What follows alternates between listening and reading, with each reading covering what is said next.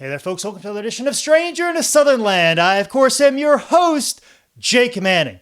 Today in the program, we have the very funny Nick Alexander, stand-up comedian Nick Alexander, a guy who's been very gracious to me and very helpful to me in my journey through stand-up comedy. And also, he's going to be very gracious to the entire Charlotte comedy community. He's going to be running a show every Wednesday at Tremont Music Hall called Tremonstrous Comedy Show, which Nick required me to say it all spooky and goofy like that. That's what he told me to do. I promise. But anyways, he's trying to start an alternative comedy scene. And like I said, he's being very gracious and very gracious to me. I'm going to be on the first show September 2nd. And like I said, that's a Wednesday at Tremont Music Hall. So make sure you come out for that. And if you're not going to come out for me, make sure you come out for the headliner, Jason B., one of the funniest guys I know, especially in person. He's great. You've got to see him. He's fantastic. If you don't come out for me, come out for Jason B. He will not disappoint as a headliner. I can promise you that much. But anyways, just come out and support local comedy. You know, what Nick's trying to do is start an alternative comedy scene here in Charlotte. We've already got a good comedy scene, but he's trying to make a little niche for himself and get something happen, get something going. You know, and those are the type of people I like on the podcast. But anyway, speaking about local comedy, I've got a lot of dates, so we're going to try and get through all of them as quickly and as clearly as we possibly can. So please pay attention and hopefully I get everything right. Anyways, Tuesday, August 18th, which is the day after this podcast drops, I will be a part of the Fight Night Comedy Competition taking place at the Charlotte Comedy Zone. Then this Thursday, August 20th, I'll be part of the Comedy Fest competition at Lee Street Theater in Salisbury, North Carolina. This Saturday, August 22nd, I'll be at a comedy showcase put on by Bella Love Incorporated in Cornelius, North Carolina. Then this Sunday, season finale, Funny on the Fly, August 23rd at the Charlotte Comedy Zone. Make sure you come out for that. That's where I get my topics 30 minutes before I go on stage, and I have to write material in 30 minutes. It's one of my favorite shows to do in all of Charlotte. It's my favorite, hands down. Make sure you come out for that. It's the last one we do before football season kicks in. And then Tuesday, August 25th, make sure you pay attention to this. This one's going to be epic because it's Epic Storytellers, and that'll be taking place the Tuesday, August 25th. Epic Storytellers at the Comedy Zone in Charlotte. Oh, that's a lot of comedy. So if you're not tired by all that, don't forget September 2nd, Tremont Music Hall, Tremonstrous Comedy Show. Or actually, Tremonstrous Comedy Show, hosted by Nick Alexander, the very funny Nick Alexander, who is on this edition of Stranger in a Southern Land.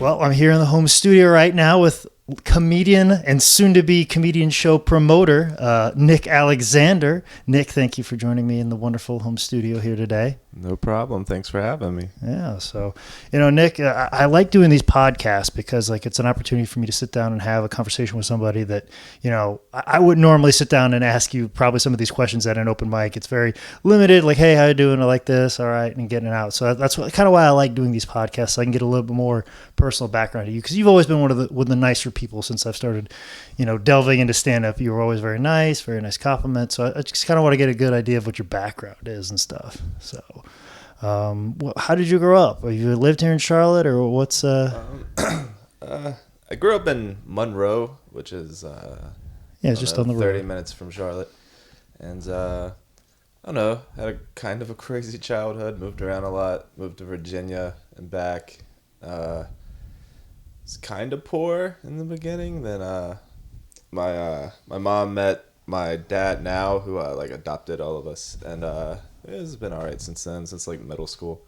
But a pretty suburban, normal, average white bread kind of country, just average, boring cracker life. Played basketball. And then, nothing too crazy.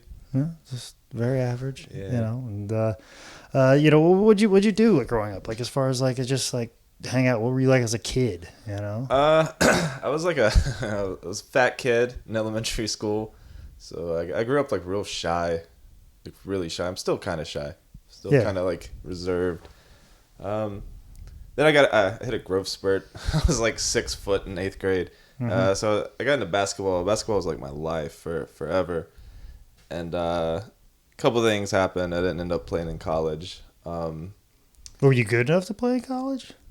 Yeah, I think so. Yeah. I played my junior and senior year. I went to play basketball for this private school, and that was supposed to lead to college and stuff. It didn't, but for that league, I don't know, conference, I made like the state all-star game and all that stuff. But. Oh, that's cool. Because it's funny because like I would consider myself kind of like shy and reserved as a kid, but for me, the thing that always got me involved in what everybody else was doing was always sports. That was the good equalizer. Like I always think like I might have ended up in the nerdy crew because I liked comic books, I liked movies, but like none of my jock friends liked them whatsoever. Like my buddy Mike Osmacher, the joke was always he'd only see 45 minutes of every movie because that's when he would start making out with the girl he was with. So like he'd never like I remember when watching Top Gun, it was on TV and he was like glued to the TV and I'm like, how have you not seen Top Gun by now? He goes, well, I've seen the first 45 minutes.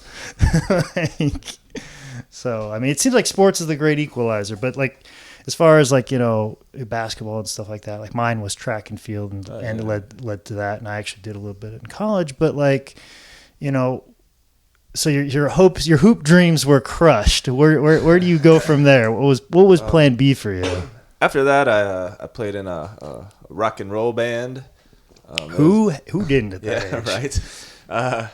We were pretty good, I guess. I don't know. We did some kind of cool shows. We did a couple little like mini tours. I mean, nothing ever too big. Mini tours like the Salisbury and. It was kind of like southeast-ish. Like we went to Nashville and some stuff in Georgia, and then we broke up. And after that, I moved to Las Vegas to be a poker player. Yeah, because I've heard you do a bit about this, and I want to get to that. Like, how did that come about? Like, well, I started playing. I don't know. There was like the poker boom. I don't know if you remember that. Like Chris Moneymaker won the main event, and he was just like a normal dude. Mm-hmm. So everyone in the world thought they were gonna do that next. Yeah. And then they didn't. Seemed like an easy gig, Yeah, just go play cards and you become a millionaire. It's easy. So my friends and I would start. We started playing around that time. Stupid stuff. We would like deal out an entire case of chips and play for like $5 till like 4 a.m. It was dumb. But we did a lot of that kind of thing. I started getting into like the underground games, like around Charlotte. Like there's really like there's a scene of underground games. It's pretty hardcore actually. It's places with like double doors and armed guards, and like it's pretty hardcore. But then online poker, like I played millions of hands of.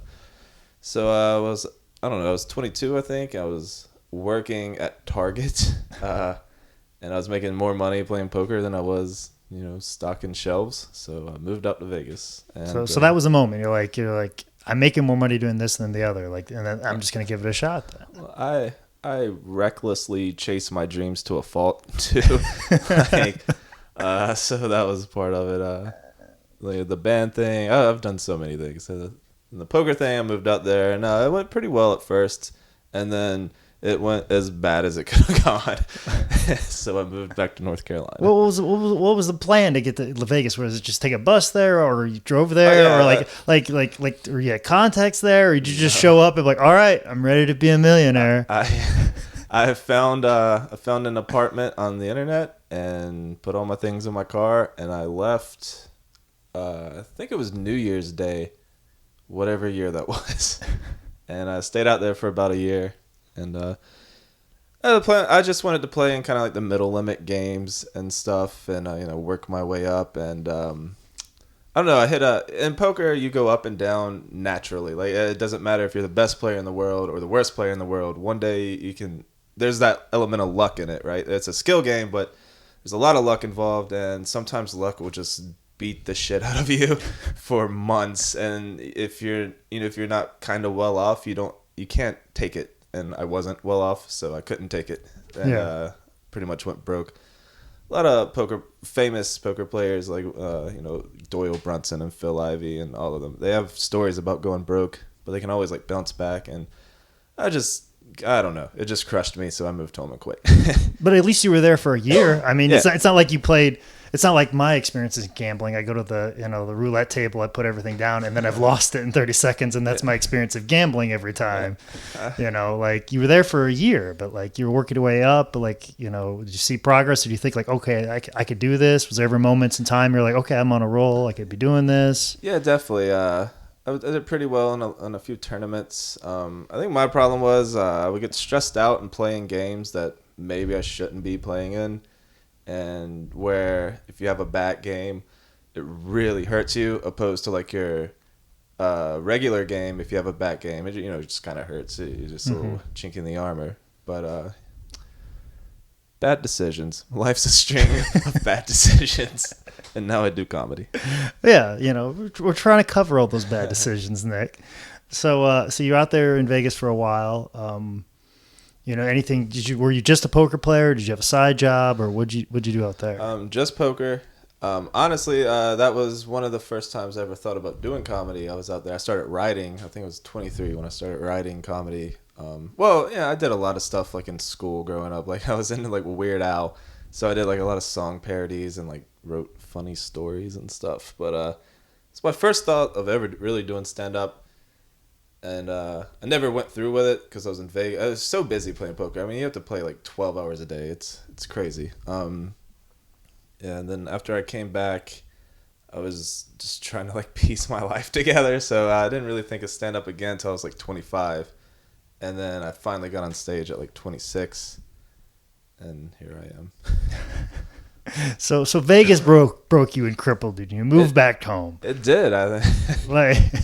But we all gotta have that time where we get crippled. I always feel like you gotta have that moment where you realize you tried and you failed, but then you got to realize, well, I'm in my mid-20s. I just can't give up right now. Yeah. I got to do something. There's always that thought process of what's next. So when you got moved back here, what was next for you? I did not know. I took the worst job ever. It was for $50 a night cleaning IHOP carpet for like this private business. It was the worst job I've ever had. Holy crap. I did that for a few months, and then I ended up moving to outside of Asheville with one of my good friends, Tom. Stayed there for a couple of years before moving back to Charlotte again. And in Asheville, in Vegas, another thing happened. Not only did I want to do comedy, I kind of fell in love with like the food there. A lot of just like high scale, like great chefs have restaurants there, and I thought that was cool. So I went to culinary school in the mountains, and I wanted to be a chef for a while. And I still kind of do. Like if I ever like made it and had money, I'd open a restaurant still. Even if I was doing comedy full time. Yeah, it's cool. I really kind of fell in love with being a chef there for a while, but I also had like an ideal job. It wasn't like a normal restaurant job. It was like this great kitchen with a great chef, and like everyone did their part. And then I moved back to Charlotte and got into like normal restaurant jobs where it's just like everyone's just like high and drunk and like not doing anything. And it kind of restaurant industry can like kind of beat you down. Like it's brutal, especially being in the kitchen. It's not a lot of rewards. Well, where'd you work in Asheville? What was the name of the place? I was lucky enough to be at the Asheville Hilton with Chef Randy Dunn, and he was like a teaching chef, and he was very accomplished, and it was just a good job. It's a good job. It was good pay, good benefits, but I ended up for crazy reasons having to move back to Charlotte. It seems like my pattern. Yeah, you keep floating back to Charlotte for whatever reason, and then try to figure out what you're gonna do. But what was it that didn't make you want to go into like cooking or go like pursue that dream? You drove all the way to Vegas to pursue the poker playing, but what did make you think, well, maybe I should go to New York if I want to really be involved with food? Or what was the thing that stopped you from doing that? I was definitely considering stuff like New York, and I even thought about France for a minute, just like doing like internships throughout. I really just kind of wanted to like get good here, and before I tried to ship out and try to make it in like the big leagues of the culinary world, because it's hard. Like there's a lot of like really great chefs and who are just like line cooks because it's there's not a lot of positions. Like, you can be a chef for like 50 years. There's not a lot of room for advancement, I guess. It's like a Supreme Court judge. Yeah. You almost have to die for somebody to take your spot. Yeah, pretty much. Because there's a point when you're an executive chef that you just like quit cooking. Like, it's mostly like paperwork and organizing the menu and ordering and hiring. So you can be like 70 and still be an executive chef, So if you get caught behind something like that, it's kind of disheartening to just work. I don't know, to work the same position for 10 years, and I don't know. But I always want to do something kind of creative, like I put music and you can be real creative in a restaurant, but yeah, whatever. Yeah, and you're kind of left alone to your own devices. As long as you do the work well, it doesn't make a difference. There's not like the politics of like an actual office place where you got to be nice to this guy because it's the boss's son, or this guy's a dipshit, but he's here, we can't fire him. Yeah. It's like there's probably a little less. There's probably politics, but not as bad as most places. And I get that sense that you didn't want to necessarily get a regular job. Yeah, never. I never did. Even I never wanted to be like a lawyer or a doctor, or like I don't know, whatever. I don't know. I always wanted to do something I really loved. I think my biggest fear is getting stuck in something that like I'm gonna wake up when I'm like 45 and like, if I have to go there again, I'm gonna kill myself.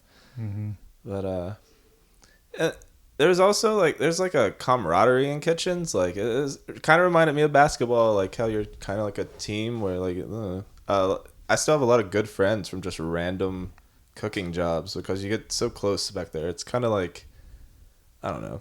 Because you're under stress and you got to pull through. You get in the weeds and you know who your friends are because they got your back. Yeah. And then you make a mistake, but then we'll got covers for you. You find out real fast like who the good people are, who your friends are, and you get really close because of it. Yeah, exactly. Kitchens can be a cool job, but they can also be very terrible. Just like most things. Yes, like most things. So how do we get from the kitchen to the comedy? Well, like I said, I was always kind of funny in school, I guess. I was that kid who was like really quiet, but if he said something, it was like, Mm-hmm. It was like, hey, I'm either gonna be funny or have zero friends. So I tried being funny. And like I said, I started writing a little bit when I was 23. I just always wanted to do it. I always loved stand-up. Like growing up watching like Carlin and Rock and Chappelle, and it was cool to me that there was this guy standing up there and they were listening, and it was he was making people laugh. It always seemed cool. So I moved back, and my friend Micah and we would always talk about like, hey, we should do stand up, and we're both just chicken shit about it. Mm-hmm. And so finally I messaged Debbie for like a fight night, and I was like, I want to do it. She let me do it. So I had like a deadline. So I was like, I have to write. That time it was 3 minutes. Mm-hmm. And so I gave myself 3 minutes. I wrote and I wrote and I wrote and I wrote. And I think the night before, deleted everything and wrote a new 3 minutes. But I had most people that just bombed their ass off their first time. I had a pretty good set. But also brought people out to support me. A lot of people who know me in real life like just can't believe I do stand up because I'm so like shy, and I don't know. I don't like. I don't know. I don't go out of my way to talk to people really. Not because I'm like a dick, but like because I just don't know what to say. It's like hard, but yeah, because you don't want to say that one dumb thing, Yeah. and this person thinks you're an idiot. I'm like, I don't want to be an idiot. I just wanted to be nice, and like, yeah. I mean, everybody gets that way. yeah. But I can like get up in front of 400 and talk into a mic. Like I don't know. I'm backwards, I think. Well, no, I've purposely tried to be like that. Like sometimes even in a wrestling locker room, I'll be almost purposely quiet. Yeah. And I won't say anything. I won't be that social. Usually it's because I'm having a very bad day. But usually I'm trying to be social because if I'm talking to somebody and if I'm not talking a whole lot in the back, and then as soon as I hit that curtain, if I'm this over the top character, people are like, "Whoa, where'd that come from?" I think that almost makes me look more impressive to those types of people. So I almost do it intentionally. I don't know if it's something that you do as well. I mean, I think that works with comedy too. Like I was thinking about this the other day. Like a lot of comics are just, and private and on Facebook and stuff are just so loud. They're like, I'm so good and I'm so fun. Like, and then when you see them in person, you're just like, he was okay. Yeah, it's better to be quiet, like in a personal aspect, and then when they see you on stage, be like, where the fuck did that come from? Yeah. Don't set up these like impossible expectations. Just go up and be funny, and then they're like, oh, he's really good. When you're not telling the world how good you are constantly, it's. Yeah, when he comes off stage, he's all quiet and he won't say a damn word. But when he gets on stage, he's a beast. Yeah. You know, I know that's definitely the perception I try to create with pro wrestling. I'm sure that's probably the same with you in comedy. You want people to be like, what the fuck is this quiet weirdo doing over here? Like, he's just fucking sitting over here. Then you see him and say, oh my gosh, that's the most words I've ever heard him say. Yeah, there's a lot of people who say that, and they're like, I get that a lot. That's if it's someone I knew in like high school, middle school, or work. Anytime I tell people from like a job that I do stand up, they're just they don't believe me. They just flat out like, you're lying. I was serving at a job. I tried that recently, and a guy was like, "You do stand up? Then why are you so incredibly awkward at your table?" It's like, I don't know. But it's almost like if they even know that, and you give that vibe off when you're off stage. You know, it's a sense of like when you're on stage, they're mesmerized on what you're going to say. Because like, this is the most words I've ever heard him say. Yeah, you know, it draws them in, you know. People just want to hear you talk, you know. So Fight Night was your first experience. Yeah. You know, and you said it went pretty well. But where'd you go from there? Did you do open mics before then? Or what were you doing before? No, that was my very first time on stage, period. Then from there... the next day I did Crown Station. Again, really good set. It was like, not to like brag, I kind of killed. And then I went to Greenville, South Carolina, and did a set at one of their open mics. Also had a really good set. And then my fourth time, I hit a real open mic with just comics scribbling in their notebooks, texting on their phones, and I just bombed. I mean, like, not even like polite chuckles, just for 5 minutes, and I went home and deleted all my jokes and just started over. I bombed so bad, but I think I needed that, because when you're new to comedy, you think you can figure it out faster than you can actually figure it out. Like, I still don't have it figured out at all.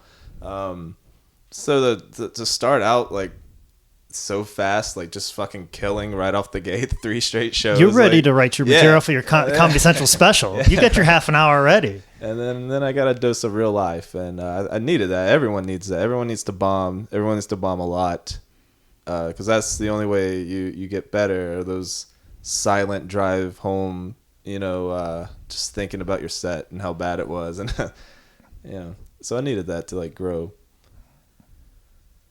Yeah, because it's almost like the things that would work at like a Comedy Zone wouldn't necessarily be the thing that it would work in a room like that, or if anything at all would, you know.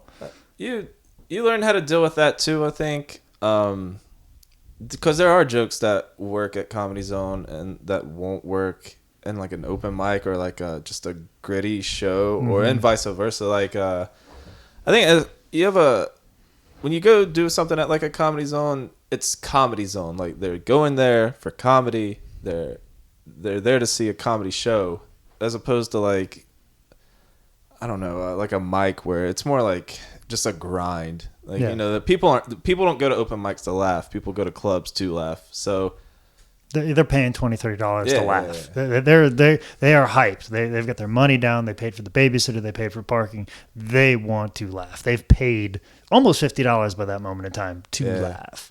But, or open mic, they're probably just getting a coffee at Crown Station. Yeah.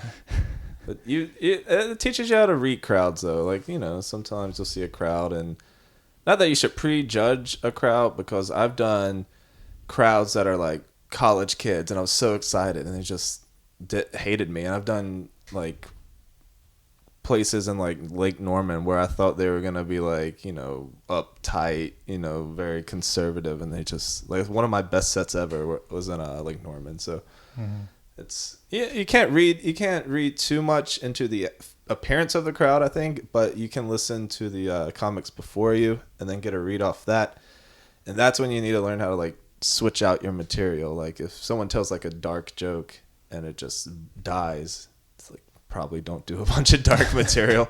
And then, you know, but in a club, I don't know, clubs you can get away with, I think, more like absurdity and goofy stuff, and they're just on board more often. Yeah, you you know? could say masturbation and Yeah, jizz, and it's gonna work. yeah. You know that'll work. Yeah. But so anyways, you were killing it for 4 sets, and then you had your fifth or whatever, and then you rewrote. So where do you go from there? What was like?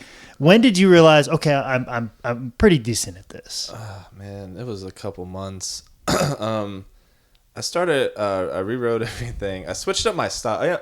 I started learning how to write jokes. I got really into Anthony Jeselnik and Stephen Wright, Mitch Hedberg, just joke writers. And so I kind of did that for a while, kind of to a fault where I was like kind of a little Jeselnik copycat. But, you know, you grow up. I think most new comics are something. You look at them and you're like, oh, he's Carlin, or he's Tosh, or he's whoever, Hannibal. Mm-hmm. So I spent months just writing jokes and writing jokes and writing jokes. And I wrote I used to write like literally 4 hours a day. Like, which is a fancy way to say I didn't have a job.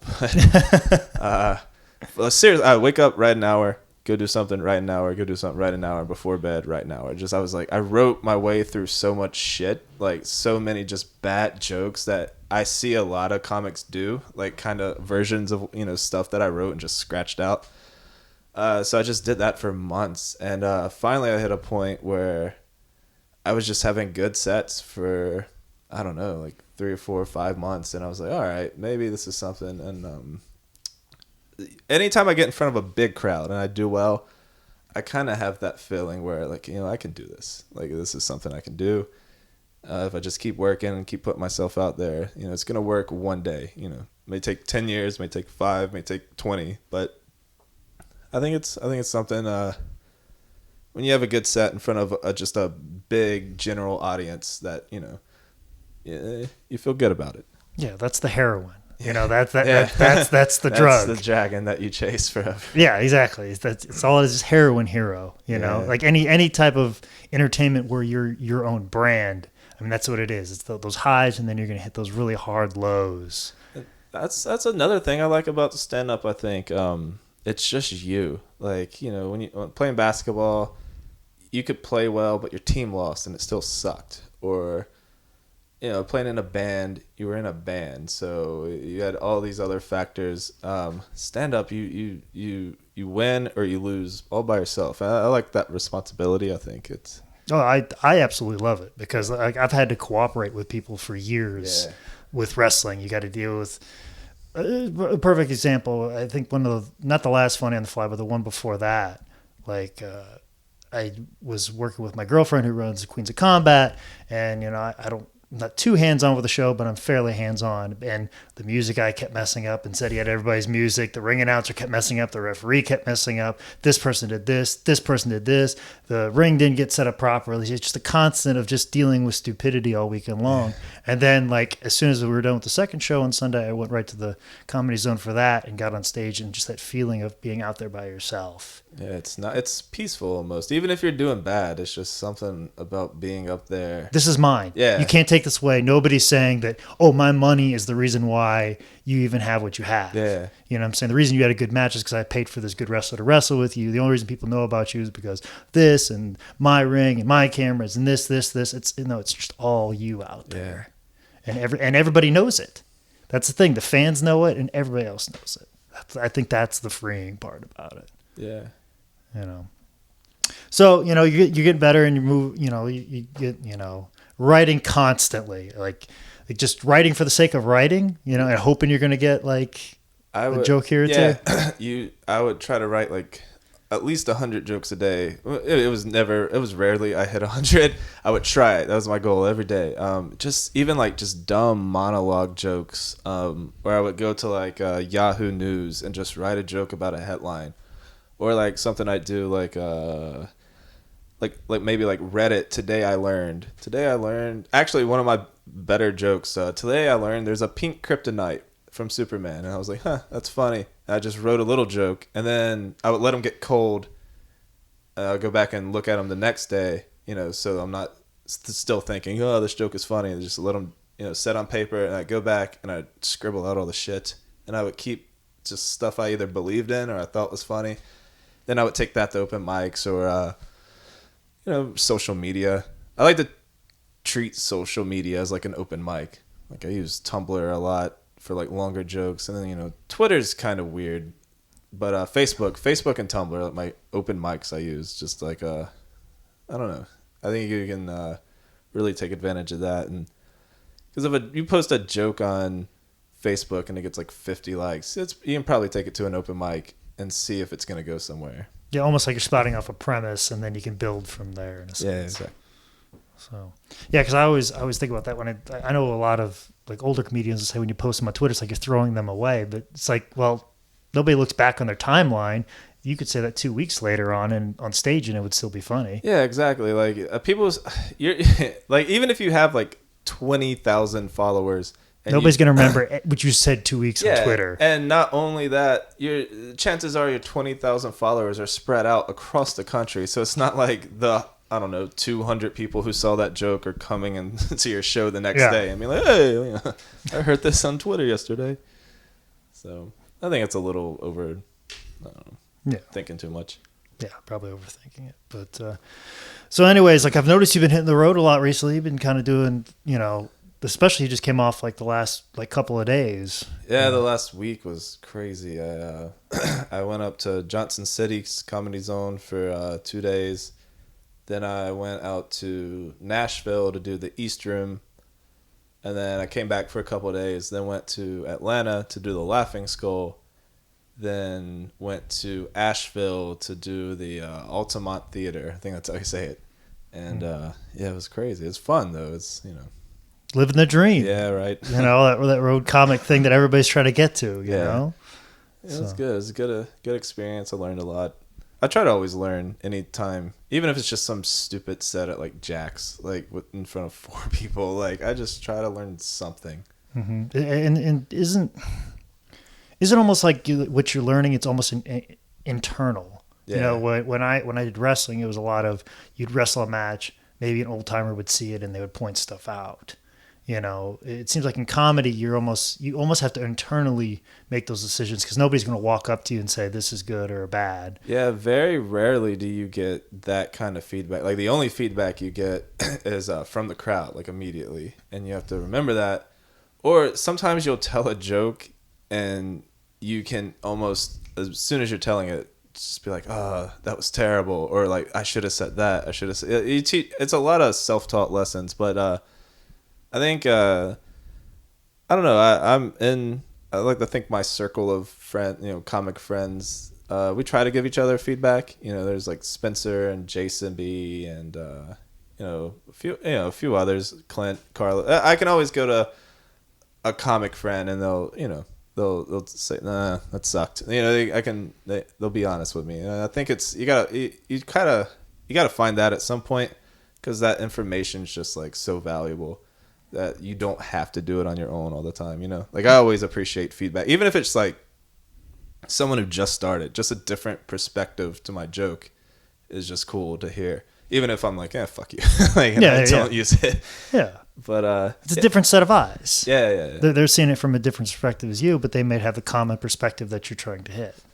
And the like you a lot of your lessons are kind of self-taught. I think that's why you got to stay humble too, because if you just walk up and do a set and you're like, done, killed it, you're never gonna get better.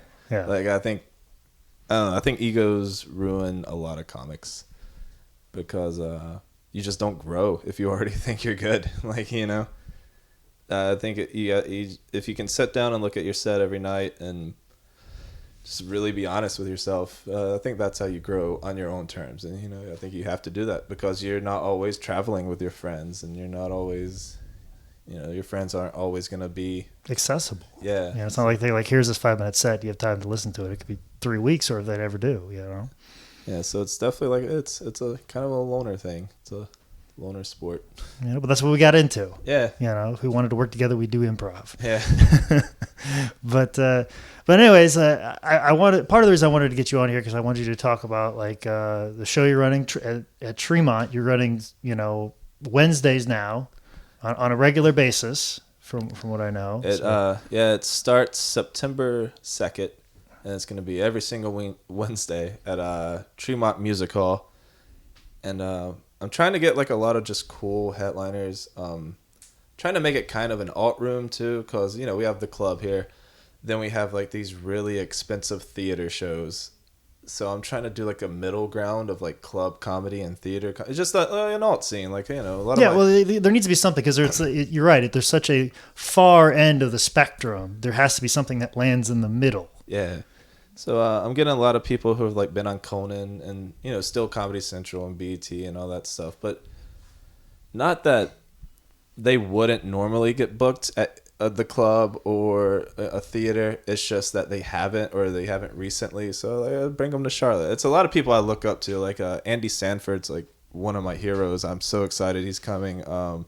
Tom Simmons I look up to a lot. Tim Northern's just like a comedy legend. Then Clint and Carlos is gonna headline. Jason B, Tyrone, if you know Tyrone. I'm talking to I'm talking to Jackie Cation. She's like one of the best comics, just period. And I don't know. I just want to bring in a lot of really cool headliners that you maybe otherwise wouldn't see, and it gives me a chance to work with them. It gets Charlotte a chance to see them. It gets my friends a chance to work with them. I don't know. Just trying to do something kind of different than going out to the club or the theater. Well, what made you want to go forth and do it? I mean, yeah, that's a great idea. You could sit here and we could talk about it and and I could say, yes, Nick, that's a great idea. But what was the thing that got you off the couch and said, I got to make this happen? I went back and forth with it for a long time between like trying to start a new cool show or just like moving out of Charlotte, like LA, New York. Yeah, because obviously Charlotte is not LA, New York, or Chicago or any place like that. I mean, it's it's not bad. No, it's not. Especially traveling, I see a lot of their scenes, and I'd put Charlotte scene and comedians kind of up against almost any of them. Atlanta's really strong, but other than New York, I don't know. Other than New York and Atlanta. I would say Charlotte, DC. Charlotte's one of the better scenes, I think, on the East Coast. If I don't know, if I wouldn't count Nashville on the East Coast. It's far away. Mid-South. So yeah. Yeah, well, I mean, I totally agree. It definitely has potential. I mean, it's a growing city in a sense, and as a growing market. And there's obviously got to be somebody that, I mean, people want to come see comedy. There's still comedy that comes through here and does well, and there's a niche for what you're talking about at that mid-level. Yeah, exactly. That's like Doug Stanhope came through and sold out the Chop Shop in like 8 seconds. Like those people are still in Charlotte somewhere, and the Zone doesn't book Doug Stanhope, and people like that, just real gritty kind of alternative comics. I love, even though I'm nothing like them, I like Stanhope and like David Cross and Dana Gould and. Just kind of more the alt scene than more like the all shucks club comedy or or names so big you can most people can't afford like Seinfeld. Like not a lot of people are gonna afford to go see Seinfeld or people playing like big arenas and theaters and stuff. Yeah, like I said, there's got to be a middle ground. And when you talk about gritty, it doesn't get much grittier as far as buildings go as Tremont does. Yeah, I've wrestled on that floor, and I think I still have a rash. I think I still have something growing on my back that's unidentifiable because I landed on that floor like once at a wrestling match. Yeah, I love Tremont. I feel like a part of me like grew up there, because that was the kind of music I played back in my band days. Alternative, kind of like heavier, not mainstream, definitely nothing in a theater.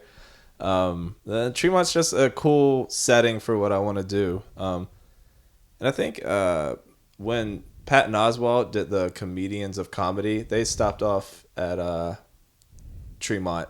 Then that's a cool like mark for me because that's what Patton was trying to build, an alt scene, and that's what I want to do. I want to build an alt scene. So I think Tremont's a good representation of what I want to do. It's gritty, it's dirty, it's just get up there and be good at what you do. Like screw everything else, Mm-hmm. And of course, you start September 2nd is the first one, and you have most of the shows booked up till October. Or I know you've got all of September pretty much booked up. To the end of October, and I'm starting to work on November. But I'm only guaranteed through October, so if the show sucks, there won't be in November. But all the more reason for anybody listening to show up so and please like come. this wonderful scene you want to create in this wonderful city. Please come out if you like that to happen and continue to happen. Please come show up. But Tremont's being real nice about it. They're so behind this, and they want it to do well, and they're really for no reason just giving me their building every Wednesday for 2 months. So they're being real cool about it. So I hope it works out. I hope I can get some people there to buy some beer out of their bar. Yeah, because that's always a big thing. That was what we ran into with a lot of wrestling places. Is if the bar doesn't do well, like there could be 30 people there, but if they spend X amount of dollars at the bar, you've got a home there for life. And that's we need supportive people. We need comedy fans, and even if you're not a comedy fan, I would like people to come to this show and become a comedy fan, because I'm really trying to bring comics there who comics like I think a lot of the headliners I'm going to try to get, or I have gotten, they're just like comics. Like this is like what a lot of us would like really consider like the art, but just done very well. Mm-hmm. So I'm real excited if you want to see like that type of comedy. Not that, club comedy or theater comedy is not that. No, certainly not. Obviously, a lot of those guys just sell out the zone, like done, and that's a talent all itself. Just trying to more people who are just different.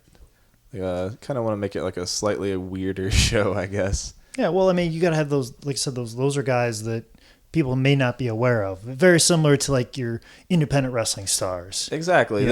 I want to have the Ring of Honor of comedy. Like, there you go. People you've heard of, but you haven't seen them on WWE. Yeah, you might have come across them at another time. You might have seen them pop up somewhere else on a larger program. But these guys are just as good as anybody you're going to see on TV on a regular basis. Yeah, it's not New Japan or like pricey WWE, but it's good. It's good alt wrestling, I guess. And there's definitely a niche for that, because I've noticed this a lot in wrestling, is that people are getting behind these people that are self-made, these people that their own corporations. You look like somebody like Cole Cabana, Cliff Compton, Joey Ryan especially. They're their own brand, and they travel across the country doing their art of wrestling and, getting paid for it, entertaining crowds, and doing it better than anything they're going to see probably on Monday night most nights. I think that's cool too.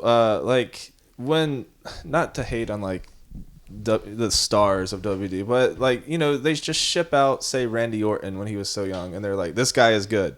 Believe it. Just do it. Yeah. It was very much a factory, stamp a mold on you. And now they're getting behind people whose whole lives, passion, you know what I'm saying? Like basically their whole lives is wrestling, and they live that way, and they traveled the world because of this passion and this art that they tried to push forward. And that seems to be the type of comedians you want to be booking for this show. Exactly. Like when all this recent success, like Kevin Steen is having, I've loved him for years. I feel like a small piece of me is making it with him, and that's the kind of environment I want to build. Like a lot of these comedians are very accomplished. They've done a lot of really, cool thing.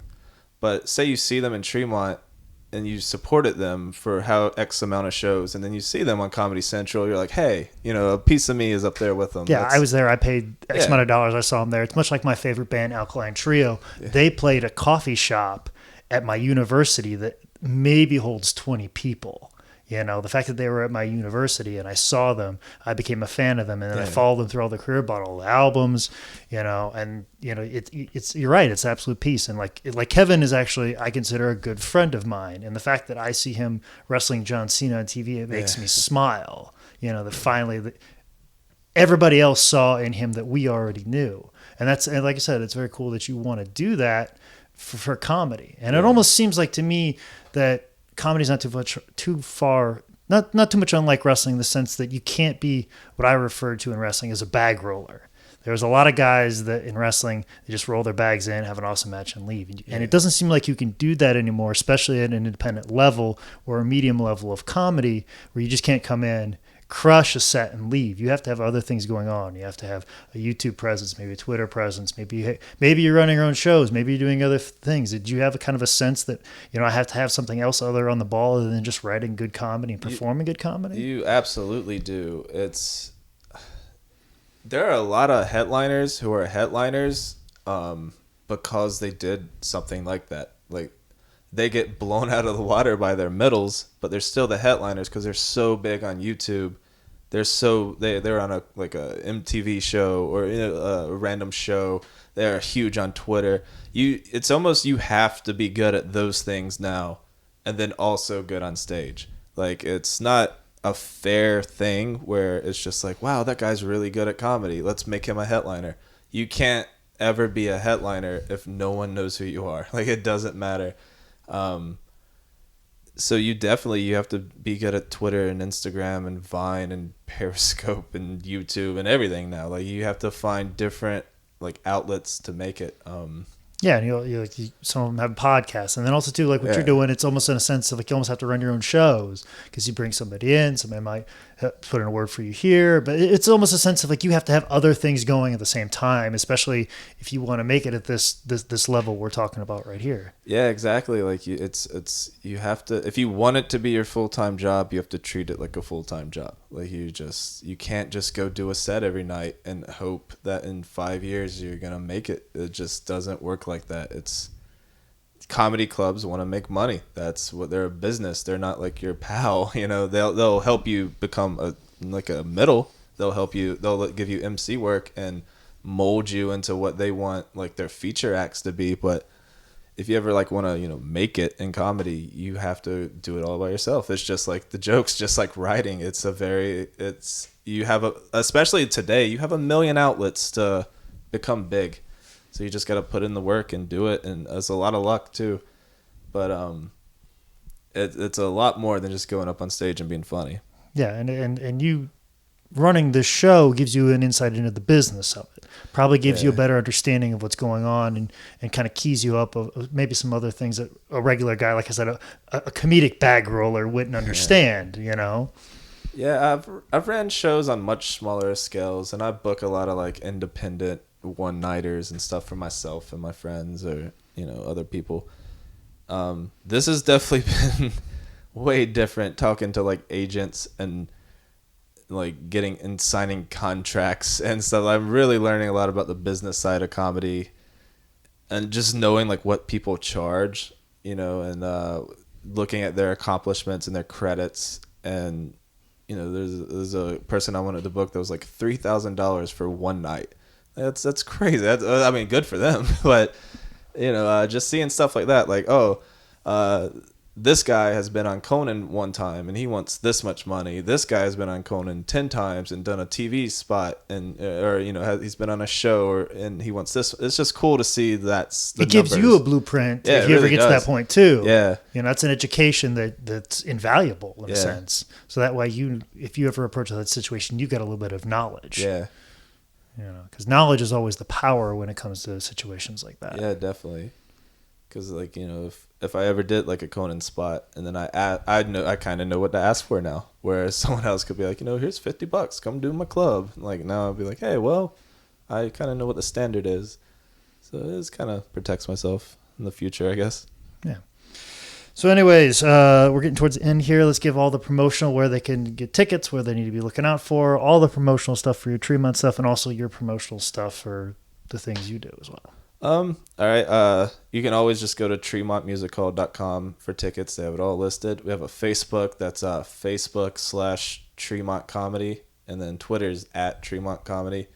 And then my website is thenickalexander.com, which is kind of douchey. You were a big fan of the Brian Kendrick there for a while. Yeah. You're a very big fan. So there you can find I have sketches and a blog, and a lot of the Tremont information is there, and you can see some clips of me doing stand-up. But other than that, I don't have too much. You can find all my social media there if you want to. My Twitter name's stupid. So. Nick Olas.